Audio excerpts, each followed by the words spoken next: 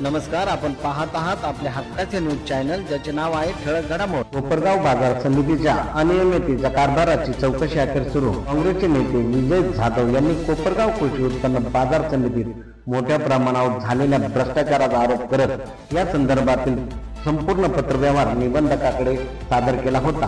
या पार्श्वभूमीवर त्यांनी 1 मे कामगार दिनानिमित्त आत्मदहनाचा इशाराही दिला होता। या प्रकरणी गंभीर दखल घेत कोपरगाव कृषी उत्पन्न बाजार समितीमध्ये झालेल्या कथित आर्थिक व्यवहार व प्रशासकीय अनियमिततेच्या प्रकाराची चौकशी अखेर सुरू झाली आहे।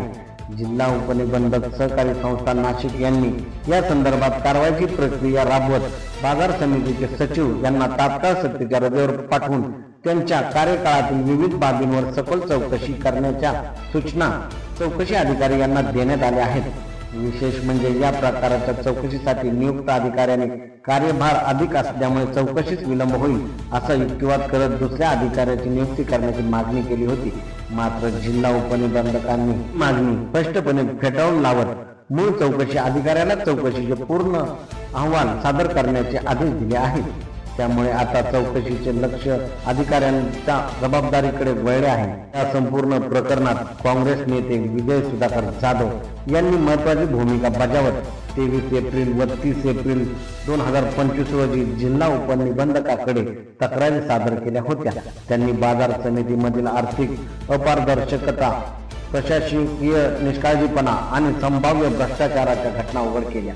तक्रारीमध्ये विविध ठेकेदार निवडीतील अनियमितता, खर्चाच्या नोंदीतील अपूर्ण माहिती तसेच काही महत्त्वाच्या फायलींमध्ये फेरफार झाल्याचे गंभीर आरोप आहेत। या सगळ्या प्रकारामुळे शेतकऱ्यांमध्ये प्रचंड नाराजी निर्माण झाली असून समितीवर जनतेचा विश्वास ढासळला आहे।